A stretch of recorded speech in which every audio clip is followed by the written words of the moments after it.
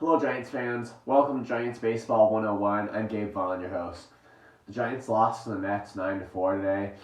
Before you get on the Giants too harshly, it must be recognized that the Mets are a truly incredible team, and that came about because of the way they spent money at the offseason, just locking down all of the best players. So, naturally, having the Mets come in should be expected to be hard. Unfortunately, I believe that this is a 4-game series.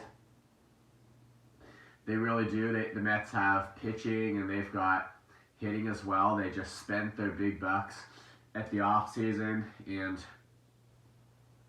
they're probably one of the top 3 teams that, just looking at everything from a neutral perspective, could have been predicted to win the World Series in 2023. So, tough opponent, really. We never could have expected this oncoming series against the Mets to be easy. But the way Sean Manaea was today, he had some command issues. He allowed 5 runs, and I just wonder why he stayed in long enough to allow all 5 of those runs. And when Tristan Beck came in, he really didn't pitch that much better himself. He finished up the game and allowed 4 runs in 5 1/3 innings of work. So I don't know that I totally expect that he would have escaped the jam, but I just wonder why Manaea wasn't pulled. It would have been good at least to give it a shot. Or if the Giants would have needed to use one of their high leverage late inning relievers to try to get out of it, then that'd be the thing to do in the 3rd inning. I mean, if that was the way they would have had to bridge the gap and then go to a long guy when the inning was over, I mean, sometimes that's the way to go, and could have been for the Giants, just try to get out of that jam against the Mets. But I really think that anything they would have done would have been better than leaving Sean Manaea in there to allow those 5 runs, because it really was too late.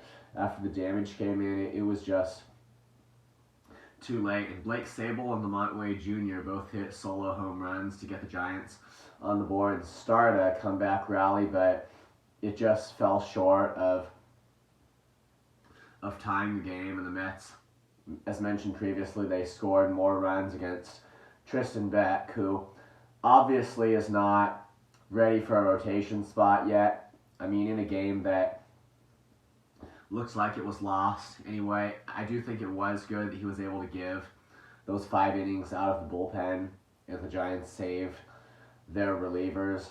I think having just freshness out of the bullpen is something that could really be a strength for them. So they only scored 4 runs in this game compared to the Mets 9 total, and 5 in the first 4 innings of the ball game. So the damage really was done by Sean Manaea. I'd say that he allowed the damage today, and it's just a good reminder that while he has thankfully proven to be a pitcher who can give an occasional good start, he's not really a guy that we can expect to rely on big time for the Giants in 2023, which really is what makes it stink more when Logan Webb doesn't do his thing, and why I can kind of just come out and say that he's got to turn around, because a lot of the other Giants, some of the other Giants starters, they might really not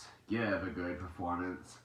But, so yeah, I don't think that Sean Manaea is someone I'd feel super great about, but at the same time, all of the damage did come in 1 inning, and so if they'd been maybe a little more like, if Gabe Kapler had played like he has kind of been playing in some of these games where he removes his starter, under careful scrutiny when things get kind of tight, then I'm not sure what the outcome would have been. I mean, again, it's not like Tristan Beck was great, so assuming he had gone to Beck at once, that might not have have really worked out. But, I mean, who really knows? So the Giants drop game 1 of this series. But they're going to at least need to get a tie here. I mean, although they did have that impressive 11-inning win against the Marlins, it remains that their start to this year is a pretty terrible one. And they're going to have to find a way, as hard as it might be, they're going to have to find a way to win 2 in New York if they really, it's in San Francisco. They're going to have to find a way to win 2 against New York if they're going to want to really survive in, just in the near future. I think, honestly, and again, this is a really tough team, but I think that's just going to put the Giants pitching and starting pitching in particular to the test as to whether they can face and pitch effectively against the best hitters. Something that is kind of good news for the Giants is that they're facing the Mets rotation when it's maybe not at its best, and the Mets have struggled a little bit in that area. And if the Giants bats, and it is worth noting that although it hasn't been consistent, they have had the ability, as far as bats go, to just be on their game some of the days this season.